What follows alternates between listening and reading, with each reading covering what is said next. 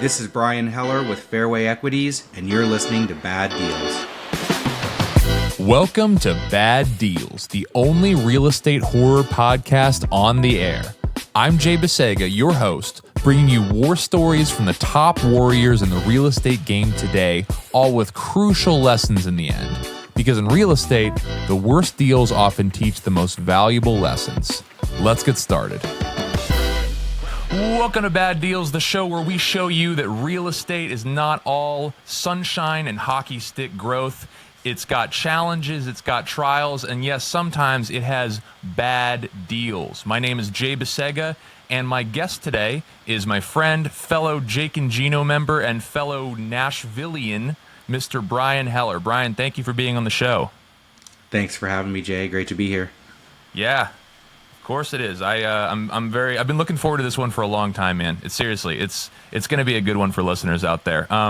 Brian is a real estate syndicator. He's a capital raiser, an asset manager, and he's also a licensed real estate agent. So he's a very talented guy, and the main thing that drives him is driving your real estate investments to create generational wealth and a life of unlimited freedom. That's awesome, Brian. Thank you. All right, so the deal we are going to talk about today is Brian is going to tell us about a deal that he got under contract right before COVID hit, right before the entire world shut down. But first, I noticed something in your background there, Brian, and it looks like some kind of staff. What is that? So I used to work in reality television. I did 5 seasons as Survivor, and this happens to be a Survivor torch from season, I forget if it's 15 or 16, but we shot in Palau or Micronesia, as the season was called, and it's actually carved by Palauan wood carvers, which is something that they're really well known for, and most of them were actually prisoners. So if you really get close, the wood carving is absolutely incredible. So wow, it's something that I cherish. My bosses gave it to me as a gift for my hard work on the 2 seasons I did on location, and it's a fun little piece to have in your office. Man, that's incredible. I didn't know before we started talking about this show that you were in TV production, but how does a TV producer find his way into real estate? Yeah, so that's a great question. So I went to USC. I was a cinema television major.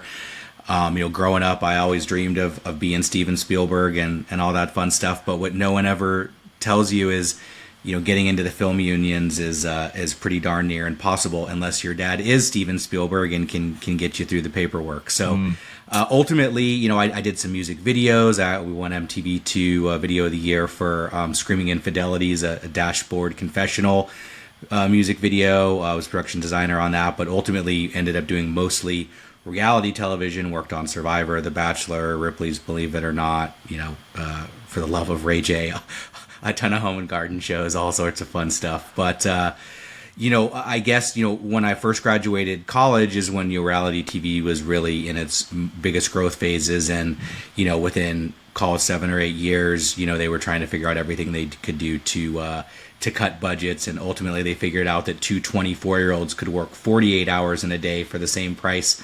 I could work 24 hours in a day, and kind of started to see the writing on the wall that they were getting rid of kind of the middle and upper middle levels that I was kind of getting to. And a buddy of mine had gotten out of the agency world and ultimately gotten into real estate, and he really encouraged me. So I actually started in real estate sort of rock bottom, we'll call it March 2010. And I started off as an apartment broker working in Los Angeles. Ultimately did that for about 8 years. And I was also an on-site manager for one of my clients for 6 years. For those that don't know, in Los Angeles, or California for that matter, 16 units or more, you have to have an on-site manager. So that was a really great opportunity to watch them value out a property and learn that the same drain clogs every year the first time it rains, and there's always one problem tenant that you have to deal with no matter where you are. But this property was right off the Sunset Strip. West Hollywood couldn't be a better location. I'm sure some starlets have lived in this property over the years, as it's been around for a while. But yeah, so ultimately, was working in real estate, like I said, brokerage for a while there in Los Angeles, but realized I wanted to get more from the brokerage side to the principal side of the equation. And so as a result of that, ultimately, Los Angeles properties are quite expensive. You can 2 units can be $2 million, right? So I did not have the financial means to really build a real estate empire in the Golden State there of California, and so ultimately decided to move to Nashville 8 years ago. And since moving here, I've done everything from building houses. We call them the tall and skinnies here, but Nashville has some great zoning laws that basically allow you to tear down one old house and build two. So I built 8 houses, one of which I've kept for my portfolio, but got some land entitled out in Lebanon that we ultimately sold to one of the largest home builders in America. I was asset manager for an iBuyer that currently that model is in the process of failing, so haven't been doing that for a while, as they let a number of us go a little over a year, almost a year and a half ago now. And I've been doing apartment syndication, and as I mentioned, capital raising, asset management. So I've done one full cycle deal. We bought 24 units in Gallatin back in 2019, and ultimately sold the property in 2022, June of 2022. So our timing there was perfect. That's kind of my quick elevator story there on how I kind of got into real estate, and I'll let you kind of guide us from here. Yeah, definitely. That's awesome. So you mentioned Dashboard Confessional, you mentioned Screaming Infidelities, and the late 2000s emo teenager in me screamed, and I was really trying to keep it together to have a cohesive storyline here. So I also did the Saves the Day video that had puppets in it. I don't know if you saw that one, but the challenge there was getting a puppet to smoke a cigarette. That was another fun little thing that that I seems had like to something that figure out how to do. puppeteers would be. Well, I had to hire a world-class puppeteer to basically do it for us. But as production manager, it was my job to find and hire this person. So that's to this day, I still have the puppet, but it's in a box because I don't have anywhere to put it up yet. But someday when I have my man cave, I'll have a smoking puppet. Yes. Yeah, it's like, oh, what did you do at work today? Well, I made a puppet smoke. Puppet was really chiefing. Just I love that. Well, awesome, man. So you bought your first multifamily deal in 2019, and that would put us with the deal that we're going to talk about today. That would kind of put us right after that period, right? So this was another acquisition you were looking to do? Exactly, yeah. So we had purchased that one. Everything was going great, and this was going to, kind of be my next deal. I had been working on the brokers on this one for probably a year, and they gave me first look on it, and I put in an offer, and it got accepted, and so yeah, it was supposed to be number 2. Well, let's just go ahead and get into it. So what's the background on this deal? What besides the fact that you had great broker relationships that gave you an in here, what tell me a little bit about it. Yeah, so, okay, background on this deal, 34 units in Hermitage, which is technically Nashville, but it's sort of the outskirts, right? For the listeners that don't know, it basically goes, downtown core Nashville, then Donaldson, then Hermitage. But, for years, Hermitage, I actually had a duplex there first, but it was technically my first multifamily that I bought in 2018, and then the apartments in Gallatin, and then hopefully this one. But yeah, so, basically a B class suburb of Nashville. It was a 34 unit value add deal. We were under contract at 3.1 million, which now I looked up the number. Say that's 91,176 a door, which for Nashville is crazy. Even the Gallatin deal that I bought was 106 a door, but that had some townhomes and stuff in it, and it was 95 construction, whereas this Hermitage deal was a 79 build. I showed there was 45% upside in rents. Like I just mentioned, I knew the market really well because I had a duplex and had really. So All the units in this building were 2-bedroom, 1.5 bath flats. They had this really cool, almost really Jack and Jill style, bathroom that I had never sort of seen before. So each person got their own toilet and sink, and then they shared the shower. Wow. So that's why it's a 1.5 bath. And then they had what would you call it? A supply closet where the washer dryers, could go, and the water heater was, so really, and they were all basically the same, floor plan, which any time is someone's dream, so long as it's not all studios, right? I mean, a good 2-bedroom, 1-bath mix is always pretty good. So it was a mom and pop owner. Like I said, washer dryers in the units. The location, it's right around the corner from a Starbucks, a Walmart, and a Publix. Right, those are 3 companies, for those people that don't know, that do a ton of research. And so if they have a location there, they did your location research for you, and basically was triangulated, between there. So on the surface, and when I, like I said, why I had been chasing the deal and why I was under contract, the deal size was good, the raise size was going to be good, the unit mix was good. It had a mom and pop owner. The location's good. I knew the market. I mean, it's 5 minutes from my house. So, easy for me to get by and asset manage and all that stuff. So now let's get into the bad, right? Because that's what this show's all about. What went wrong? So, what went wrong? Well, so we went under contract. I checked the dates today for you. February 18th of 2020.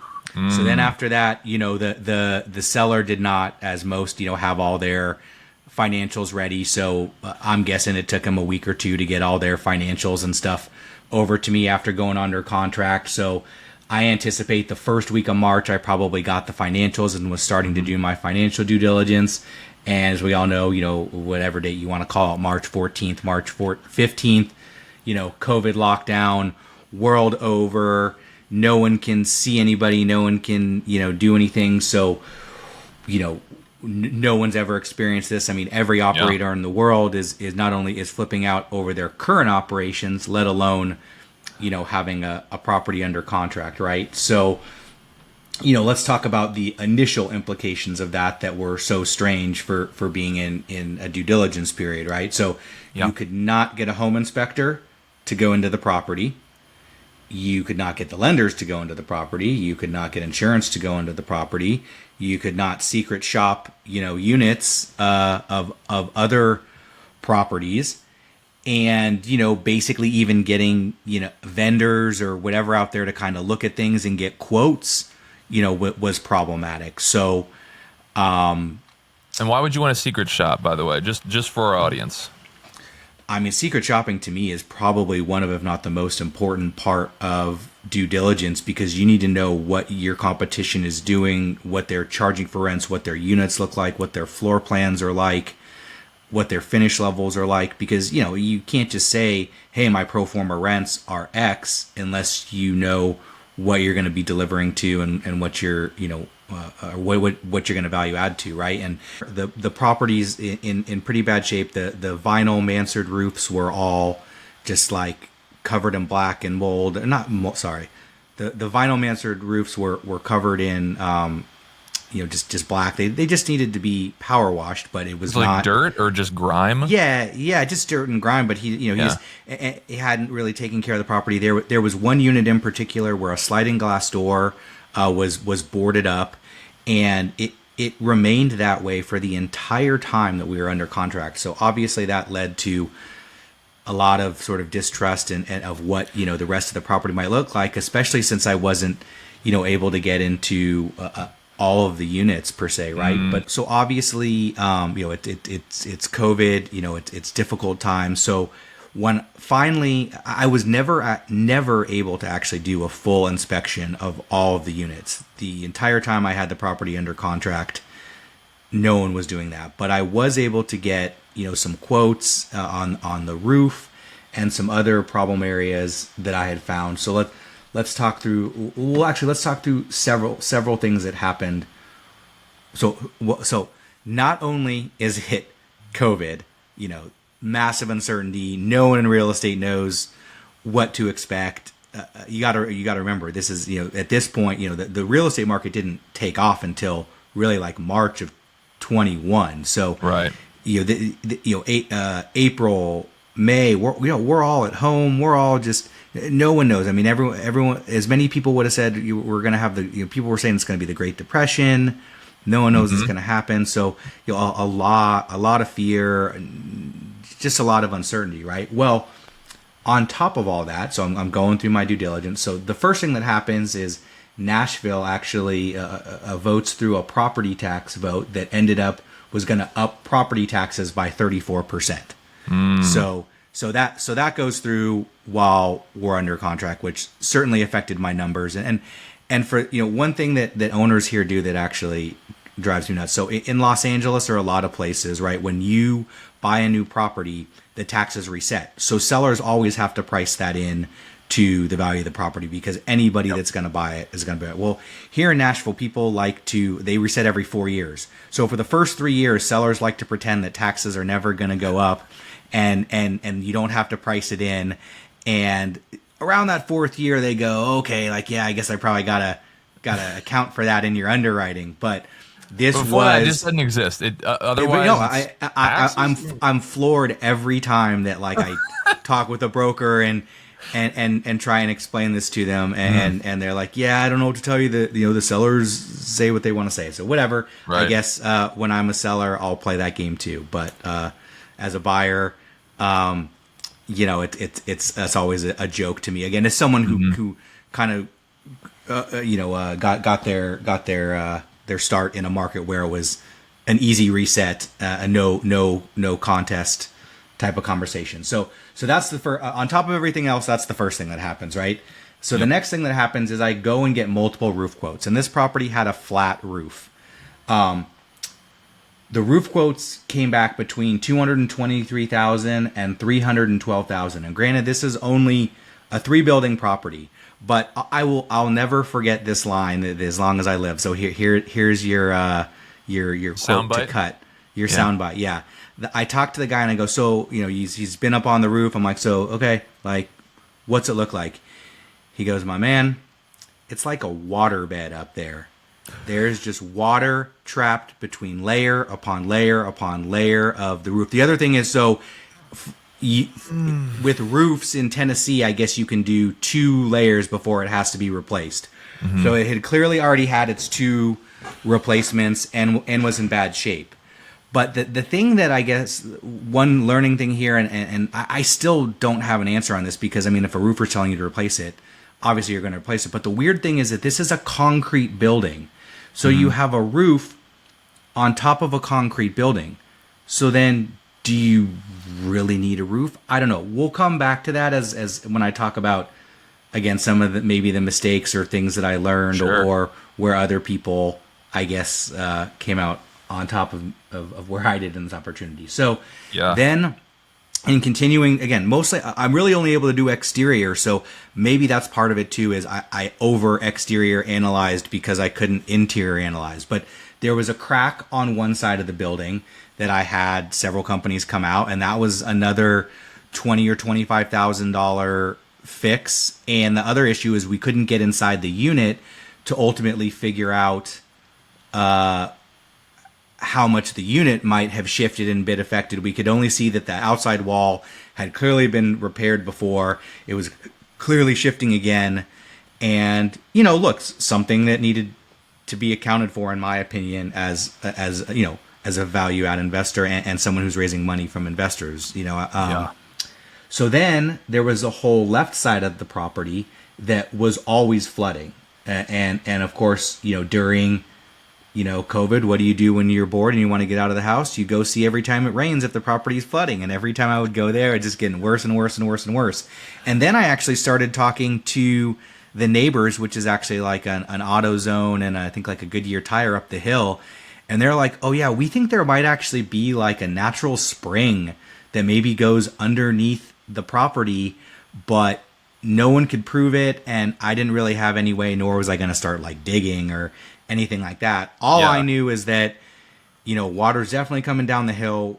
I felt like if I was going to truly get the rents that I wanted to, I was going to need to put in like a French drain or figure out something, because basically one whole row of buildings, all of the backyards were just constantly muddy and gross, and and whatever. And Right. Nashville, we have at least 4 or 5 pretty good months of rain, right? So again, to get what I thought was going to necessary, I certainly thought that was something that was going to need to be addressed. So So what?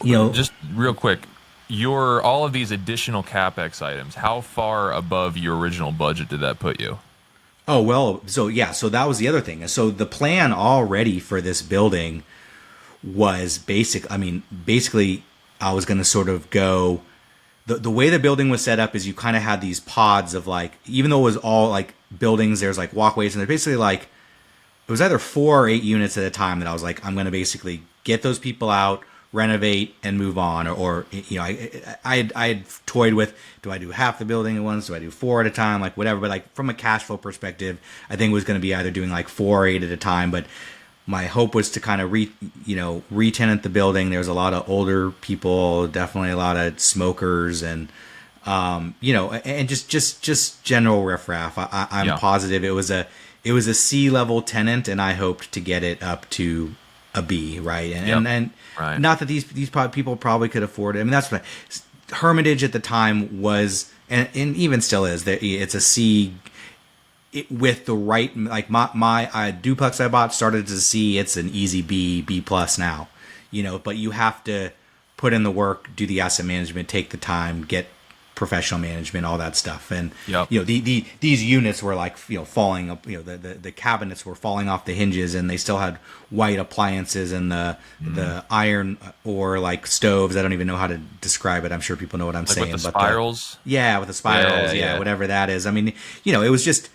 It was, all the surfaces needed to be replaced. Everything, needed to be modernized. But like I said, I've never seen anything like that. It was concrete construction. So, it was built like a brick house, right? Yeah. At least, in that regards, right? So, like I said, everything about it I loved. It was just COVID. So what it really came down to, on top of all of those things, basically raising capital became tough, if not impossible, especially since most of my investors work in real estate, and none of them had any source of income and any idea in the world when that might open up again. And so, not only did my investor base basically dry up, I reached out to several partners that had, were closing capital. So several other, people that are actually Jake and Gino members, people that have thousands of units at this point, and that after once the post-COVID explosion, have had some of the finest growth, but finding partners proved impossible. Raising capital proved impossible, and ultimately, I got extension after extension, but things just weren't changing. Like I said, the lending environment was very difficult. I had a lender that I felt very, very confident about, and I think would have been the perfect lender for the property. But ultimately, it was more about raising the capital. And then, like I said, with all these issues that I found, I went back to the seller for a price reduction, and he just wasn't having it. And he was willing to give me some, but not all. And I felt very strongly that all of these things, like I said, the roof alone was $312,000. I had budgeted to do some roof work, but I had no idea that a flat roof, it really is neat. So it was mansard. So the way that the roof, it like came in and went, it basically created like almost like a U in a boat, hence why it was taking on and holding so much water, like the waterbed. But, like I said, I just saw no way that you couldn't not replace the roof based off of it's not like I got like 4 or 5 different companies out there, and they all said the same thing. So again, as a steward or a shepherd, whatever you want to call it, of other people's money, and, and just the value add plan, it was an advanced project. It was right place, right price, right property, wrong time. But none of us could have known. I mean, it's proven to be a great learning experience. But And you had to walk away. I ultimately I think I got extensions through like September or October, but I just didn't see an end in sight. I think ultimately I probably got a little bit of deal fatigue, and if I had, I think one of the things I would change if I could go back, I would have just tried to just I should have just kept it under contract as long as I possibly could. But I think I heard no from so many investors and so many potential partners that I had at the time. I think if I had been in Jake and Gino at the time, I probably could have put the deal together. But Sure. At the time, I wasn't a part of a mastermind community and stuff like this, and so ultimately, like I said, I think I just kind of reached a fatigue point and just decided, you know what, I'll take my earnest money back. I'll take the few little lumps in money that I lost and put out there for some of the due diligence and legal fees. That's the frustrating part about Tennessee is like you can't really use the TAR form for most people want to use legal driven contracts. So just to get under contract, you used to be in it for 5 to 7. Now it's like 12 just to get under contract with where these damn lawyers are at. So Was that how much you lost? 12 on this?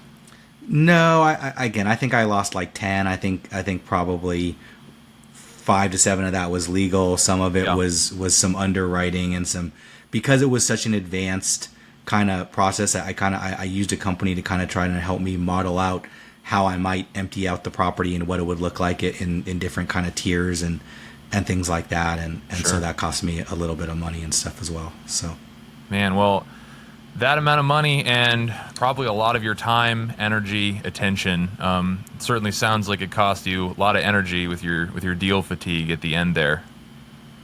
100%.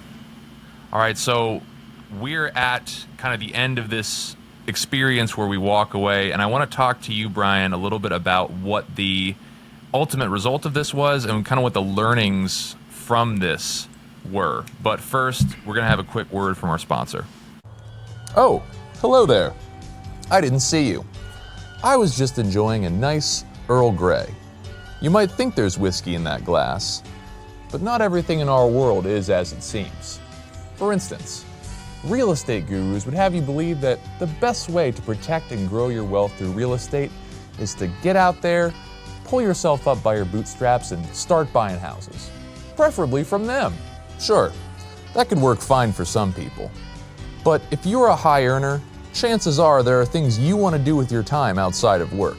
Things like playing golf, having romantic dinners with your spouse, playing with your children, exercising, and cracking open a cold one with the boys. And the fact is, you can get the benefits of real estate investing without having to deal with tenants, toilets, or bad deals. The key, though, is mitigating your risk by doing it the right way. I want to show you the right way, and that's why I just wrote a book, The Minimalist Guide to Multifamily Investing. I could sell this on Amazon. Actually, I am selling this on Amazon. But I think it'd be more fun to just give it to you for free. And you can get it for free today by going to minimalistmultifamilybook.com. That's minimalistmultifamilybook.com. Quit drinking the fake stuff sold to you by the gurus and reach for the real stuff. Cheers. And we are back. So, Brian, I want to talk to you a little bit about what the learning lessons from this experience were. Yeah, well, the first lesson is don't put a deal under contract right before a global pandemic. No, I'm just kidding. I don't think anyone could have expected that. But yeah, folks, write that one down. That's an important thing to note. Right, Real Estate 101: don't buy deals before pandemics. No, easy. So look, the it's I can laugh about it now. There was definitely a time where I could have used a rage room before those were all the rage, pun intended. So this deal, the people who came in behind me and actually bought it, made a fortune and did almost nothing. They didn't fix any of the major issues that I brought up there in terms of the roof, the building crack, the left side of the property. They They upgraded a couple of units, took advantage of cap rate compression, and made over $1 million in the course of a few months, or really like a year and a half. I can't remember. I've lost track. I can't remember if it's sold twice now and it's on the market again for a third time, or if it's sold once and then these guys again have been trying to sell it and haven't been able to. But any way you look at it, the value of the property is, like I said, I was under contract at 3.1. I think it sold that first time in the high fours, low fives, and I think now they're trying to get in the low sixes. So in the course of 3 or 4 years, I guess, look, the good news is, or the way to pat yourself on the back, is to know I had everything right. I had the right deal. I had the right plan.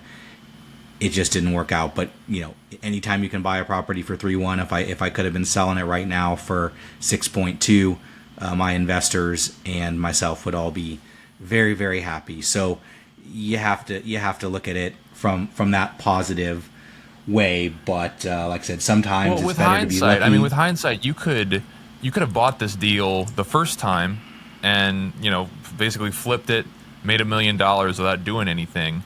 But if you bought it the second time, you might not be in as good a spot right now. Yeah, though I mean, I don't know why exactly they're trying to sell again. It's I know they've done more units and stuff like that, but I also wouldn't be shocked if maybe some of these issues that I found are now 4 or 5 years later starting to peer their ugly little head, right? But so going back, I mean, one thing I learned, I guess, like I still don't have an answer on this, but if you have a roof system over a concrete building, is it a problem or not? So that's still, I mean, again, I guess 2 other parties decided not, or maybe I should have split the difference with the seller and just been okay meeting him in the middle and ultimately doing the deal there, and then just asking for more extensions. And like I said, that's really another learning experience. I should have maybe just not gotten deal fatigue and just really tried to just keep holding on to it and realize that if the world had just turned a little bit, I think everyone had all the faith in the world that it was a good deal. They just weren't in a position. Everyone was living off savings and we all have, families and kids, and it was just really hard for people to make new investments. Everyone was just trying to, I think, hold on and protect what they had. But right, sometimes it's clearly better to be lucky than good.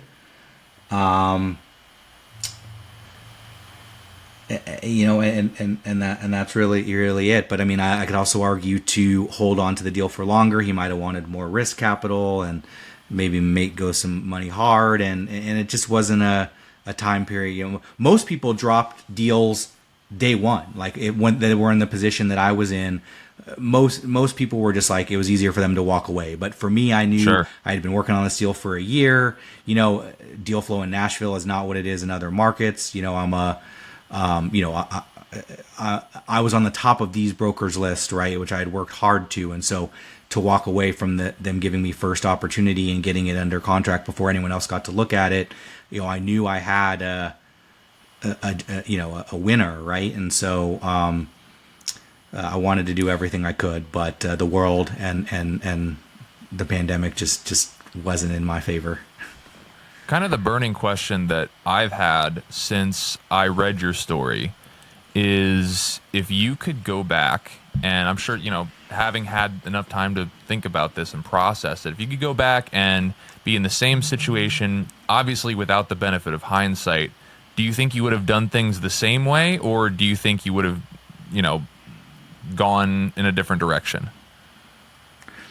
The only thing that I maybe wish I would have done differently is I did stretch myself a little bit to like, I probably wanted to be at like 2.9 or 3 really going under contract, but to get it without it going to competition, I had to go to 3.1. And I have learned that, there's 2 schools of thought, right? Is get it under contract at the right price, or get it under contract, at least control it, and then maybe, try and backtrack, and if you find some things that are wrong with it. And I knew that there was going to find some things that were wrong with it, especially once I got inside. And so I kind of took that road because I didn't want it to go to the market, because I knew if it went to the market, someone else likely would have done the same thing or gotten to that price anyways, right? So, Yeah. but if I had been at 2.9 to begin with, maybe then if I had asked, I could have met him in the middle on a price reduction. Maybe it all, works out. But being at 3.1 and then needing a pretty drastic price reduction, it got to a number that, I think he had gotten this bigger number in his head and stuff too, right?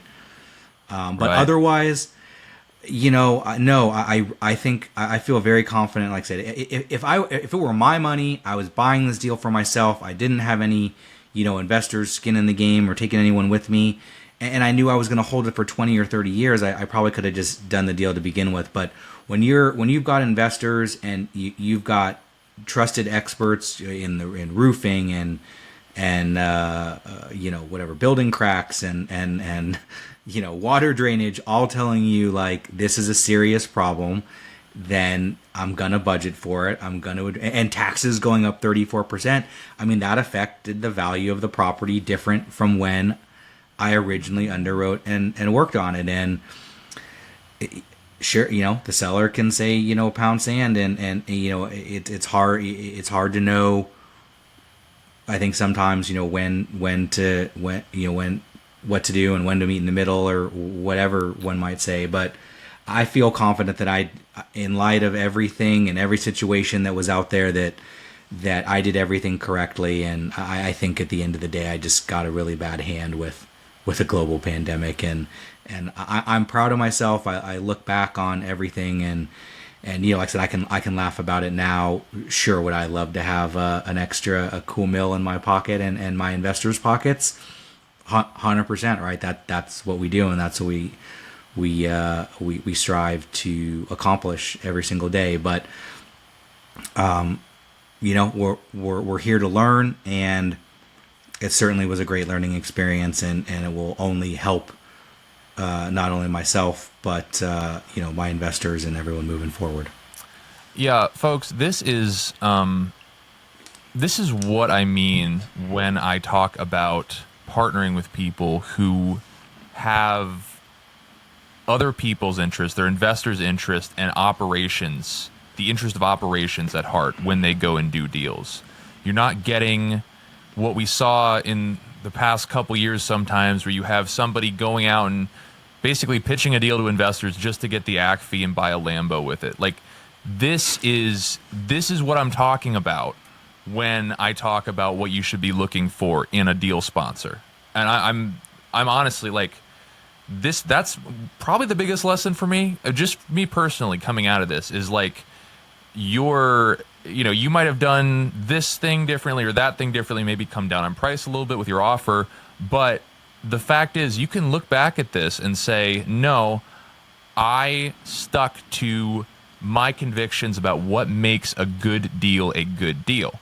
And the reason it turned into a bad deal was honestly a bunch of stuff outside your control.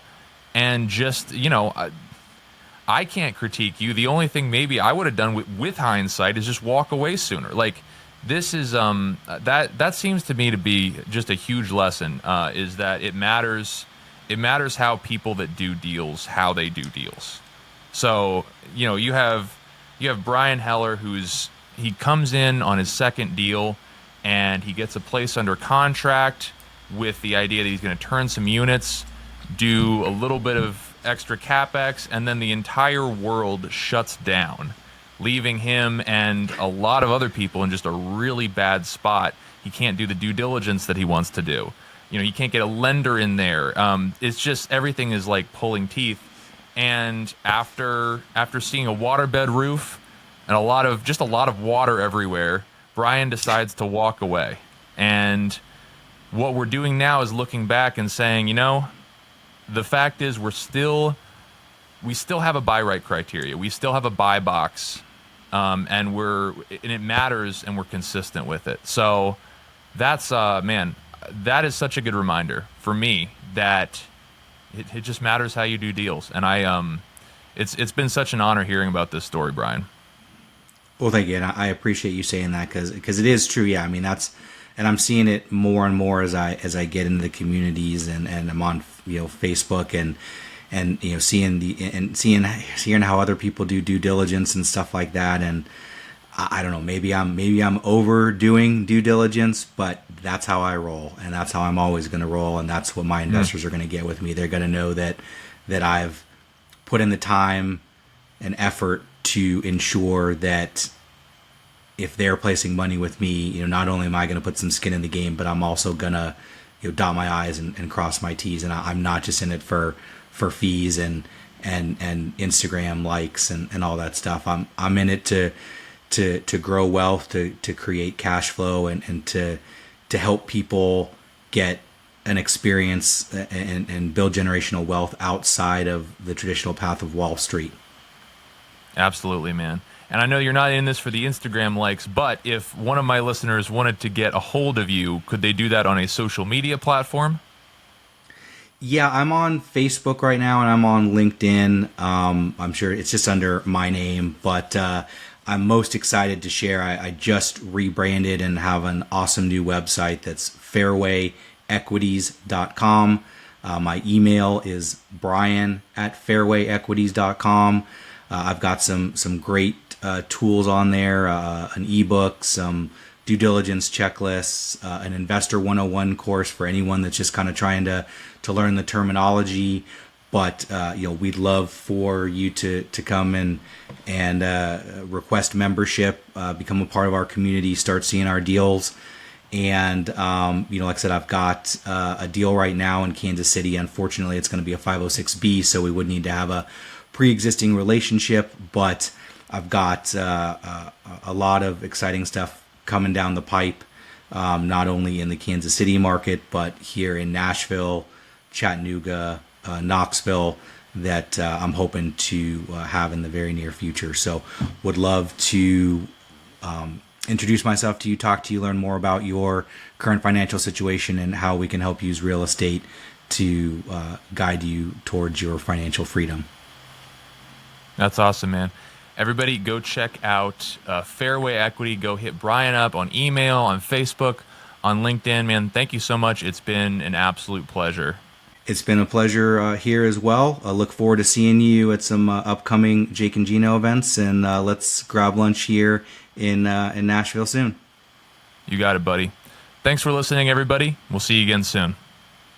On the next episode of Bad Deals. Some bad news was given to me from the district, and I'm like, everything I have done, and I was like, man, I'm starting to not be able to catch my breath, and it's kind of heating up, and I'm like, what's going on? Am I having a heart attack? And I'm just like, I am not having a heart attack in front of my students. And that's all there is to it. So I just kind of I walked outside and just sat down, and I just like, what am I doing? If you like the show you just heard, you can actually help us out a lot by following, subscribing, and leaving a 5-star review on Apple Podcasts or your preferred podcast app.